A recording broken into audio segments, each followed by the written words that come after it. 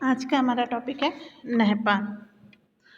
पश्चिमी भारत के शहरात क्षत्रपों में नहपान का नाम अग्रणीय है।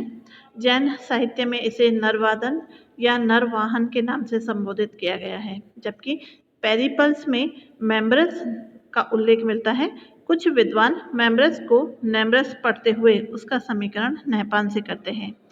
इस क्षत्रप के पूना जिले के नासिक, जुन्नार और कार्ले के निकट पांडुलेन में 8 लेख प्राप्त होते हैं, जो तत्कालीन गौरव का दिग्दर्शन कराते हैं।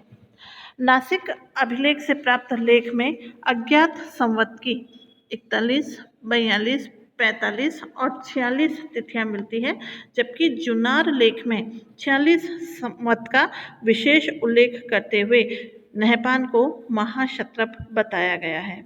इस तथ्य से यह समस्या उत्पन्न हो गई है कि महाक्षत्रप से पूर्व जब नहपान क्षत्रप था तो वो किसके अधीन था। डॉक्टर सुधाकर चट्टोपाध्याय के अनुसार नहपान ने क्षत्रप और महाक्षत्रप दोनों के विरुद्ध धारण किए थे। यहाँ क्षत्रप जो है वो अधीनता का सूचक नहीं है। जहाँ तक तिथियों का प्रश्न है, विद्वान एकमत नहीं है।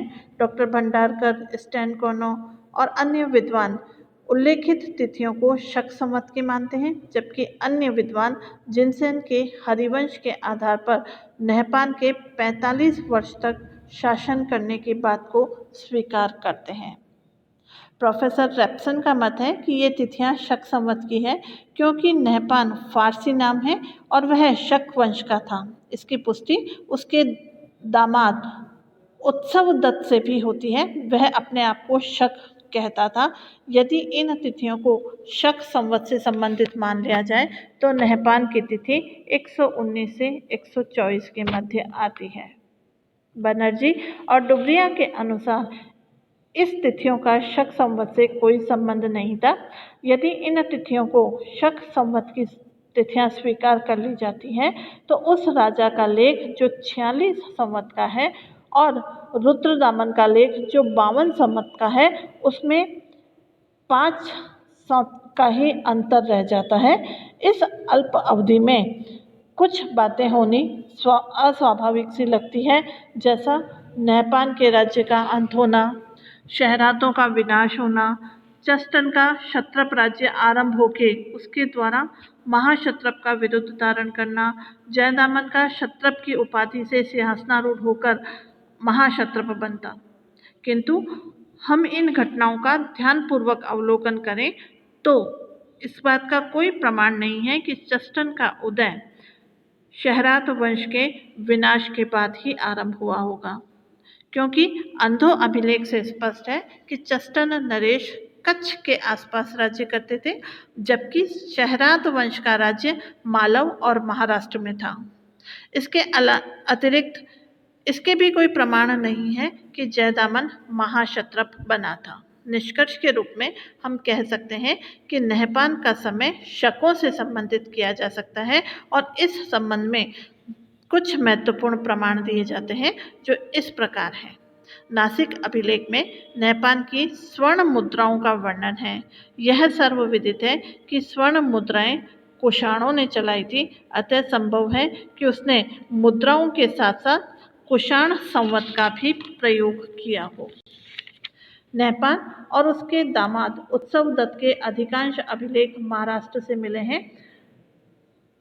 ये अभिलेख 8 हैं। इनमें 7 अभिलेख उत्सव दत्त दान कथाओं और 8वां अमात्य की महिमा से ओतप्रोत हैं। इन अभिलेखों से स्पष्ट होता है कि नहपान का राजनीतिक प्रभाव पूना, सुरपारकर जो कि उत्तरी कोंकण है, से लेकर प्रभास, काठियावाड़, मंदसौर और उज्जैन तक फैला हुआ था। इसके साथ ही उत्सव दत्त के नासिक अभिलेख में लिखा है, मैं पाक्षरों को गया हूँ, वहाँ मैंने अभिषेक किया और 3000 गाय और गांव दान दिए। यहाँ पाक्षरों का अर्थ पुष्कर से है। इस प्रकार मालव पर विजय प्राप्त कर नहपान पुष्कर समेत अजमेर पर राज्य किया करता था। इसके अतिरिक्त नहपान की मुद्राएं महाराष्ट्र, गुजरात, काठियावाड़ और अजमेर से मिली हैं, जो उसके राज्य अधिकार की प्रामाणिकता को सिद्ध करती हैं। राज्य विस्तार संदर्भ में उसने किनसे और कब युद्ध किए, इसका कोई साक्ष्य नहीं मिलता है। नासिक गुहालेख अनुसार उसने अपने मित्र उत्तम भद्रों की मालव आक्रमणकारियों के विरुद्ध सहायता हेतु अपने दामाद उत्सवदत्त को भेजा था और इस युद्ध में मालव पराजित हो गए थे। मुद्राओं में नहपान को राजन कहा गया है, जबकि नासिक अभिलेख 41, 42, 45 की तिथियों में उसे क्षत्रप, तो अय्यम की तिथि युक्त लेख में उसे महाक्षत्रप कहा गया है। नहपान और उसके मित्र उत्तम भद्र की शक्ति को उत्तर में मालव और दक्षिण में सातवाहनों से संघर्ष करना पड़ा था। यद्यपि मालव पीछे धकेल दिए गए थे, किंतु सातवाहनों के आक्रमण ने उसे पतन के कगार पर लाकर खड़ा कर दिया था। नासिक के निकट जोगलथम्बी से प्राप्त मुद्राएं स्पष्ट करती है कि गौतमीपुत्र ने उसे पराजित किया था और उसके सिक्कों पर अपना विरुद्ध अंकित करवाया था। इसी कारण नासिक प्रशस्ति में गौतमीपुत्र को शहरात वंश का विनाशक और सातवाहन वंश को पुनः प्रतिष्ठा में लाने वाला कहा गया है। फिर जोगलथम्बी मुद्रा भांड में नहपान के अतिरिक्त अन्य किसी उत्तराधिकारी की मुद्राएं नहीं मिली है। इससे ये स्पष्ट होता है कि नहपान के उपरांत इस वंश में अन्य कोई शासक नहीं हुआ था और इस शहरात वंश का अंत हो गया था।